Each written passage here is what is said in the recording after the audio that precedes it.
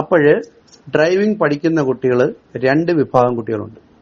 ചില കുട്ടികൾ പെട്ടെന്ന് പഠിച്ചെടുക്കും, ചില കുട്ടികൾ പഠിച്ചെടുക്കാൻ താമസിക്കും. ഇപ്പൊ ഞാൻ ഈ ഒരു വീഡിയോ അയക്കുന്നത് പഠിച്ചെടുക്കാൻ താമസിക്കുന്ന കുട്ടികളുടെ കാര്യമാണ്. അങ്ങനെ പഠിച്ചെടുക്കാൻ താമസിക്കുന്ന കുട്ടികൾക്ക് മനസ്സിനകത്തൊരു വിഷമം തോന്നരുത്, കാരണം എന്നെ കൊണ്ട് പറ്റില്ല, അല്ലെങ്കിൽ ഒരു നിരാശ തോന്നരുത്, ഞാൻ മതിയാക്കി. അങ്ങനെയല്ല, നമ്മൾ ഇതിനെ ഒരു കാർ ഗെയിമായിട്ട് ഏറ്റെടുക്കണം. മറ്റൊരു കുട്ടിക്ക് കഴിയുമെങ്കിൽ എന്തുകൊണ്ട് എനിക്ക് കഴിയുന്നില്ല? അപ്പൊ ആ കഴിയാത്തതിന്റെ കാരണം എന്ന് പറഞ്ഞാൽ, ഒന്നുകിൽ ആ ഡ്രൈവിംഗ് പഠിക്കുന്ന കുട്ടികൾക്കുള്ള കാൽക്കുലേഷൻ മിസ്റ്റേക്കുകൾ, അല്ലെങ്കിൽ ടെക്നിക്കൽ നോളജുകളുടെ കുറവ്, അല്ലെങ്കിൽ മാൻ ഓവർ, നമ്മൾ എങ്ങനെയാണ് ആ ഒരു സാഹചര്യത്തിൽ ഇതിന്റെ ഓപ്പറേറ്റിംഗ് സിസ്റ്റം പ്രവർത്തിപ്പിക്കേണ്ടത്, അല്ലെങ്കിൽ ഒരു റോഡിൽ ഒരു പ്രത്യേക സിറ്റുവേഷനിൽ എങ്ങനെ നമ്മൾ അവിടെ ഓടിച്ചു പോകണം എന്നെല്ലാം ഉള്ള ഒരു കാൽക്കുലേഷൻ മിസ്റ്റേക്ക് വരുന്നതിലാണ് ചില കുട്ടികൾ പരാജയപ്പെട്ടു പോകുന്നത്. പക്ഷെ അവർക്കത് കരകയറാൻ പറ്റും. പക്ഷെ അവര് സാധാരണ കുട്ടികളെക്കാൾ കൂടുതൽ ദൂരെ ഓടിച്ച് മാത്രമേ അവർക്ക് ആ ടെക്നിക്കൽ ആയിട്ടുള്ള ഇഷ്യൂസ് ഒക്കെ അവർക്ക് സ്വയം മനസ്സിലാക്കി അതിനെ പരിഹരിക്കാൻ പറ്റുള്ളൂ. അപ്പൊ നമുക്ക് ഡ്രൈവിംഗ് ടെസ്റ്റ് വരുമ്പം ഈ പറഞ്ഞതുപോലെ പെട്ടെന്ന് ഓടിച്ച് പഠിച്ച കുട്ടികളെയും താമസിച്ച് പഠിച്ച കുട്ടികളെയും ഒരേ കാറ്റഗറിയിലാണ് ഡ്രൈവിംഗ് ടെസ്റ്റ് സാറ് ചെയ്യിപ്പിക്കുന്നത്. അപ്പൊ സാറ് വിചാരിക്കുന്നു ഇത് ടെക്നിക്കൽ നോളജ് ഉള്ള കുട്ടിയാണ്, അപ്പൊ ഓക്കെ. മറ്റേയാളിന് ടെക്നിക്കൽ നോളജ് കുറവാണ്, ആ കുട്ടി പഠിച്ചെടുക്കാനും കുറെ സമയമെടുത്തു, എനിക്കതറിയാം എന്ന് പറഞ്ഞുകൊണ്ട് സാറ് ഡ്രൈവിംഗ് ടെസ്റ്റിന് ആ കുട്ടിക്ക് ഒരു പ്രയോറിറ്റി കൊടുക്കില്ല. കാരണം ഡ്രൈവിംഗ് ടെസ്റ്റിന് നന്നായി പെർഫോം ചെയ്ത് കാണിച്ചാലേ ആ സാറ് അവരെ ടെസ്റ്റ് പാസ്സാക്കിപ്പിക്കുകയുള്ളൂ. അത് എന്തുകൊണ്ടെന്ന് ചോദിച്ചു കഴിഞ്ഞാൽ, ഡ്രൈവിംഗിൽ ചുറ്റും അപകട സാധ്യത കൂടുതലാണ്. ഒരു സെക്കൻഡ് നമ്മുടെ കണ്ണൊന്ന് ചിമ്മിപ്പോയി കഴിഞ്ഞാൽ, ആ കണ്ണ് ചിമ്മിന്നെന്ന് കഴിഞ്ഞാൽ നമ്മൾ എന്തെങ്കിലും കാര്യം വണ്ടിക്കകത്തോട്ട് കുനിഞ്ഞു നോക്കുക, മൊബൈലിൽ നോക്കുക, ഫ്രണ്ടിൽ ഇരിക്കുന്ന ആളുടെ മുഖത്ത് നോക്കുക, അങ്ങനെ എന്തെങ്കിലുമൊക്കെ. ഒരു എക്സാമ്പിൾ ആണ്. അങ്ങനെ വന്നു കഴിഞ്ഞ് ഒരു അപകടത്തിൽപ്പെട്ടു ഒരു മനുഷ്യജീവൻ നഷ്ടപ്പെട്ടു പോയാൽ പിന്നെ അതിനകത്ത് പരിഹാരമില്ല. അപ്പൊ ഡ്രൈവിംഗ് എന്ന് പറയുന്നത് വളരെ ഗൗരവമാർന്ന ഒരു വിഷയമാണ്. അപ്പൊ അവിടെ നമ്മൾ സിമ്പിളായിട്ട് അതിനെ കൈകാര്യം ചെയ്യാതെ ഡ്രൈവിംഗിന്റെ കാര്യങ്ങളിൽ പുറകിലോട്ട് പോകുന്ന കുട്ടികൾ കൂടുതൽ ഗൗരവത്തോടു കൂടി ഇതിനെ നമ്മൾ കണ്ട് മനസ്സിലാക്കി പഠിച്ചെടുത്തു കഴിഞ്ഞാൽ നന്നായി വണ്ടി ഓടിക്കാൻ കഴിയും. അപ്പൊ അതിന് നിങ്ങൾ പഠിക്കുന്ന ഓരോ ഉപകരണങ്ങളെ സംബന്ധിച്ചോളം വളരെ വ്യക്തമായ ക്ലാസുകൾ നിങ്ങൾക്ക് നൽകുന്നുണ്ട്. ഫസ്റ്റ് നമ്മൾ സ്റ്റിയറിംഗ് തിരിക്കുന്നത് എങ്ങനെയാണ് ലെവൽ പൊസിഷനിൽ കൊണ്ടുവരുന്നത്, ആക്സിലേറ്റർ എങ്ങനെയാണ് കൊടുക്കേണ്ടത്, അത് 1 by 1 ആയിട്ട് നമുക്ക് അതിന് പ്രത്യേകിച്ച് വീഡിയോ ഉണ്ട്. ആക്സിലേറ്റർ പെഡലിൽ കാല് വെച്ചിട്ട് 1 എന്ന് പറയുന്ന ഒരു സാങ്കല്പിക നമ്പറിൽ നിർത്തിയിട്ട് വേണം സെക്കൻഡ് സ്റ്റെപ്പ് സ്പീഡ് കൂട്ടിയെടുക്കേണ്ടത്.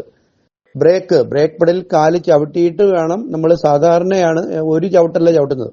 ബ്രേക്ക് പെഡലിൽ കാല് വെച്ച് ബ്രേക്ക് അപ്ലൈ ചെയ്യുന്നതനുസരിച്ച് എങ്ങനെ വാഹനത്തിൽ വേഗത കുറയുന്നു എന്ന് മനസ്സിലാക്കി നമ്മൾ ചവിട്ടണം. ചില കുട്ടികൾ അങ്ങനെ ചവിട്ടുന്നവർക്ക് പിടികിട്ടില്ല, വണ്ടി നിൽക്കുമ്പോഴേ അവർ കൂടിപ്പോയി. ചില കുട്ടികൾക്ക് അത് ബ്രേക്ക് അപ്ലൈ ചെയ്യുമ്പോൾ അവർക്ക് ആ വേഗത കുറയുന്നു മനസ്സിലാക്കാൻ കഴിയും. അതാണ് ആ കുട്ടികളുടെ ഡിഫറൻസ്.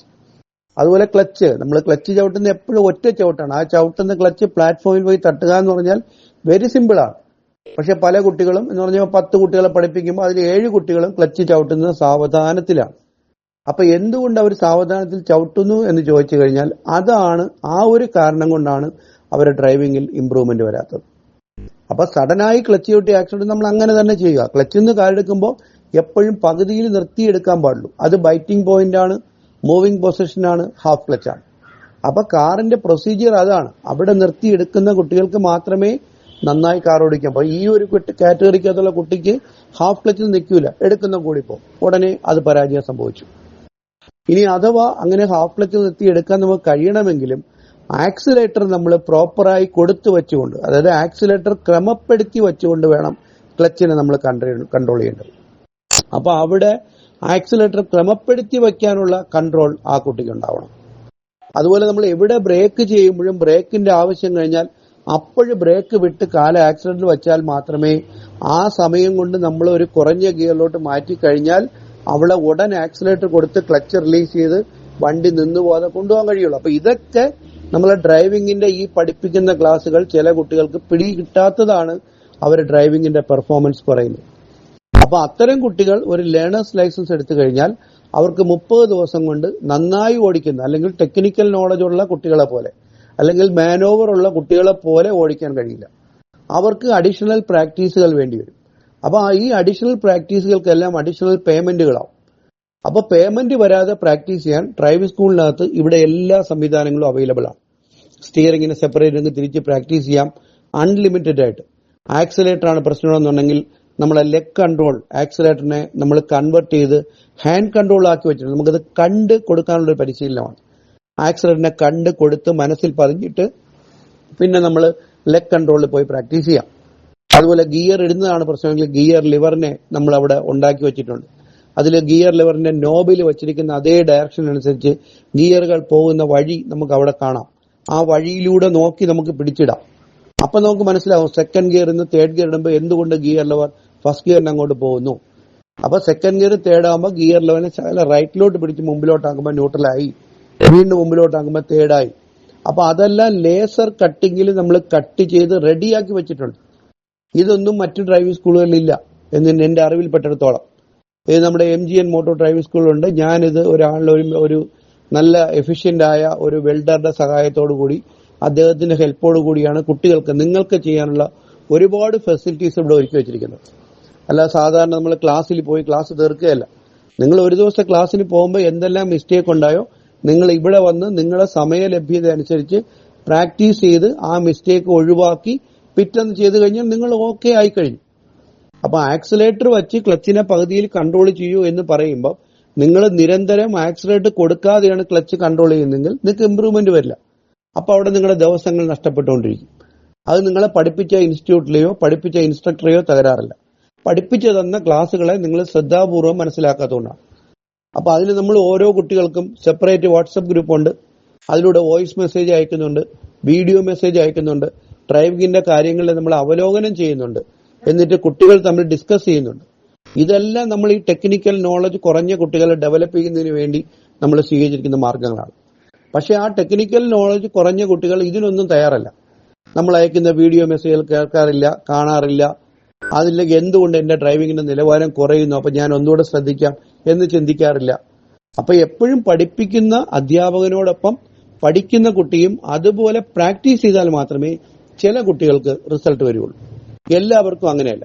അപ്പൊ ചില കുട്ടികളുടെ വിഭാഗത്തിലാണ് നമ്മളെങ്കിൽ അവിടെ നിരാശ, വിഷമം അതൊക്കെ മാറ്റി വെച്ചുകൊണ്ട് ഞാൻ ഇത്രയും പൈസ മുടക്കി ഡ്രൈവിംഗ് പഠിക്കാൻ പോയതാണ്, അപ്പൊ എനിക്ക് ഇവിടുത്തെ ക്ലാസ് കഴിയുമ്പോൾ മറ്റൊരു പ്രാക്ടീസ് കൂടാതെ എനിക്ക് വണ്ടി ഓടിക്കാൻ കഴിയണം എന്ന ഒരു ദൃഢനിശ്ചയം എടുത്തുകൊണ്ട് നിങ്ങൾ ഇവിടെ പ്രാക്ടീസ് ചെയ്താൽ ഏത് കുട്ടികൾക്കും കാർ ഓടിക്കാൻ കഴിയും എന്നുള്ള കേസ് ഉറപ്പാണ്. അപ്പൊ ഒരുപക്ഷെ നിങ്ങൾ ചിന്തിക്കാം എല്ലാവരും ഈ ഡ്രൈവിംഗ് സ്കൂളിൽ വന്നിട്ടാണോ ഡ്രൈവിംഗ് പഠിച്ചതെന്ന് ചിന്തിക്കാം. അങ്ങനെയല്ല. നമ്മൾ റോഡിൽ കാണുന്ന എല്ലാ വണ്ടികളും, എത്ര വണ്ടികൾ നമ്മൾ റോഡിൽ ഇറങ്ങും കാണുന്നു, അവരെല്ലാവരും അടിപൊളിയായിട്ട് ഓടിച്ചുകൊണ്ട് പോകുന്നുണ്ട്. അപ്പൊ അവരൊക്കെ പഠിക്കാനായിട്ട് ഒരുപാട് ടൈം എടുത്തു. അവർക്ക് 30 ദിവസത്തെ ക്ലാസ്സുകളല്ല വേണ്ടി വന്നത്. അവർക്ക് ഒരുപാട് പേയ്മെന്റ്, അഡീഷണൽ പൈസകൾ ചെലവാക്കേണ്ടി വന്നു. അപ്പൊ അവർക്ക് ടൈം ഡ്യൂറേഷൻ കൂടുതൽ വേണ്ടി വന്നു, കൂടുതൽ പേയ്മെന്റ് വേണ്ടി വന്നു. അങ്ങനെയാണ് അവർ പഠിച്ചെടുത്തത്. അപ്പൊ നിങ്ങൾക്ക് ഇവിടെ ടൈം ഡ്യൂറേഷൻ കൂടാതെ 30 ദിവസത്തെ ക്ലാസ്സുകളേ ഉള്ളൂ. അതിനകത്ത് നിർത്തിക്കൊണ്ട് നിങ്ങളെ മാക്സിമം ടോപ്പ് ലെവലിൽ എത്തിക്കാൻ വേണ്ടി നമ്മളെ ഡ്രൈവിംഗ് ടെസ്റ്റ് വരുമ്പോൾ ടെസ്റ്റ് പാസ്സാകെ ചെയ്യണമെങ്കിൽ നമ്മൾ എല്ലാ കാര്യങ്ങളും ചുറുചുറുക്കോടെ വേഗതയിൽ ചെയ്യണം. ചില കുട്ടികൾ എല്ലാ കാര്യങ്ങളും വലിച്ചഴിച്ച് വളരെ സാവധാനത്തിലേ ചെയ്യുള്ളൂ. അങ്ങനെയല്ല. ഡ്രൈവിംഗിൽ നിങ്ങളെ നേച്ചർ ഒരുപക്ഷെ സ്ലോ ആയിട്ട് ചെയ്യുന്ന ഒരു നേച്ചർ ആണെങ്കിൽ ഡ്രൈവിംഗിന്റെ കാര്യത്തിൽ നിങ്ങളത് മാറ്റണം. കാറിനകത്ത് കയറി കഴിഞ്ഞാൽ എല്ലാ കാര്യങ്ങളും വേഗതയിൽ ചെയ്യണം. ഡ്രൈവിംഗ് ടെസ്റ്റ് സാർ പോകാം എന്ന് പറഞ്ഞാൽ അപ്പോഴും സാറ് 1, 2, 3 എന്ന് പറയും വണ്ടി മൂവ് ചെയ്യണമെങ്കിൽ നിങ്ങളെ പഠിപ്പിച്ച ആ 14 കാര്യങ്ങൾ നിങ്ങൾ ഫാസ്റ്റ് ആയിട്ട് ചെയ്യണം. PSCക്ക് പഠിക്കുന്ന കുട്ടികളുണ്ട്, ജോലിയുള്ളവരുണ്ട്, ബാങ്കിലുള്ളവരുണ്ട്. അവർക്ക് പോലും ഈ 14 കാര്യങ്ങൾ അവർക്ക് ഫ്ലുവന്റ് ആയിട്ട് പറയാൻ പറ്റുന്നില്ല.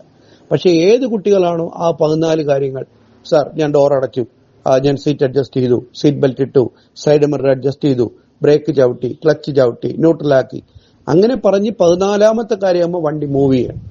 ആ മൂവിംഗ് പൊസിഷനിൽ നിർത്തി വണ്ടി എടുക്കുന്ന ഒരു കുട്ടിയെ സംബന്ധിച്ചോളം ഡ്രൈവിംഗിന്റെ ഫസ്റ്റ് സ്റ്റെപ്പ് ഓക്കെ ആയി കഴിഞ്ഞു.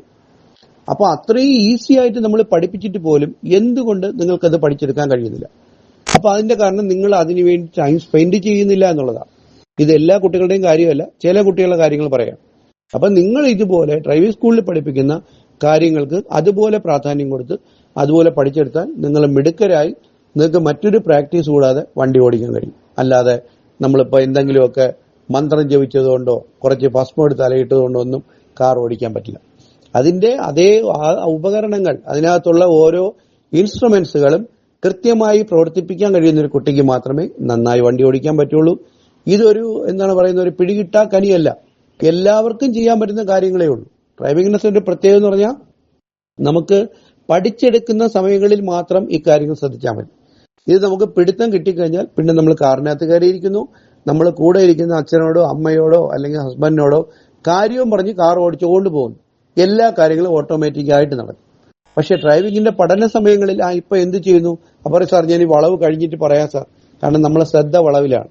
കാരണം നമ്മൾ വളവിലോട്ട് അങ്ങ് ശ്രദ്ധിക്കുമ്പോൾ ആൻസർ ചെയ്യുമ്പോൾ നമ്മളെ ശ്രദ്ധ പോകും, ഡയറക്ഷൻ പോകും. പക്ഷെ അതെല്ലാം കഴിഞ്ഞ് ഡ്രൈവിംഗ് ടെസ്റ്റ് വരുമ്പോൾ സാറ് നിങ്ങളോട് കാര്യം ചോദിക്കുക. അപ്പൊ സാറ് നിങ്ങളെ മൈൻഡ് ചെക്ക് ചെയ്യുന്നതാണ്. നിങ്ങളെ മൈൻഡ് മറ്റൊരു രീതിയിൽ പോകുമ്പോഴും വണ്ടി കറക്റ്റ് ആണോ? അപ്പൊ ആ രീതിയിലെല്ലാം ഒരുപാട് കാര്യങ്ങൾ ഡ്രൈവിംഗിൽ നമ്മൾ പരിശീലിക്കേണ്ടതായിട്ടുണ്ട്. അതെല്ലാം ഈ പഠിക്കുന്ന സമയങ്ങളിൽ നമ്മൾ ട്രാഫിക് റെഗുലേഷൻ പുസ്തകത്തിൽ എന്തെല്ലാം കാര്യങ്ങൾ പറഞ്ഞു തന്നിട്ടുണ്ട്, നിങ്ങൾക്ക് അവയർനെസ് ക്ലാസ്സിൽ എന്തെല്ലാം, അത് ആ ഒരു അവയർനെസ്സിലൂടെയാണ് നമുക്ക് അറിഞ്ഞുകൂടാത്ത ഈ ഒരു മേഖല നമുക്ക് സ്വയം പര്യാപ്തതയിലൂടെ കൈവശപ്പെടുത്താൻ പറ്റുള്ളൂ. അതിന് പഠിക്കുക എന്നുള്ളത് ഇമ്പോർട്ടന്റ് ആണ്. പ്രാക്ടീസ് എന്ന് പറയുന്നത് ഇമ്പോർട്ടന്റ് ആണ്. ഡ്രൈവിംഗിന്റെ കാര്യത്തിൽ നമ്മൾ അല്ല എന്നുണ്ടെങ്കിൽ പ്രാക്ടീസിലൂടെ മാത്രമേ കരകയറാൻ പറ്റുള്ളൂ. അത് പ്രാക്ടീസ് ചെയ്യേണ്ടത് ഡ്രൈവിംഗിൽ വീക്കായ കുട്ടികളാണ്. അതിന് നിങ്ങൾ സമയം കണ്ടെത്തണം, പ്രാക്ടീസ് ചെയ്യണം, അടിപൊളിയാവണം. മറ്റൊരു പ്രാക്ടീസ് കൂടാതെ നിങ്ങൾക്ക് നിങ്ങളുടെ സ്വന്തം കാറ് ഓടിക്കാനും പറ്റും. ടെസ്റ്റ് എത്ര സ്ട്രിക്റ്റ് ആണെങ്കിലും നമുക്ക് വളരെ ലളിതമായി ടെസ്റ്റ് പാസ്സാകാനും കഴിയും. കാരണം ഡ്രൈവിംഗ് ടെസ്റ്റ് ചോദിക്കുന്ന അല്ലെങ്കിൽ ടെസ്റ്റ് ചെയ്യുന്ന രീതികളൊന്നും നമ്മൾ ടെസ്റ്റിന് തലേദിവസം നിങ്ങളെ പഠിപ്പിക്കുന്ന കാര്യങ്ങളല്ല. എല്ലാം വളരെ നേരത്തെ പഠിപ്പിക്കുകയും നമ്മൾ ഇന്നത്തെ ക്ലാസ്സിലും നമ്മൾ ചെയ്ത് പ്രാക്ടീസ് ചെയ്തുമായിരുന്നു. പിടിയില്ല.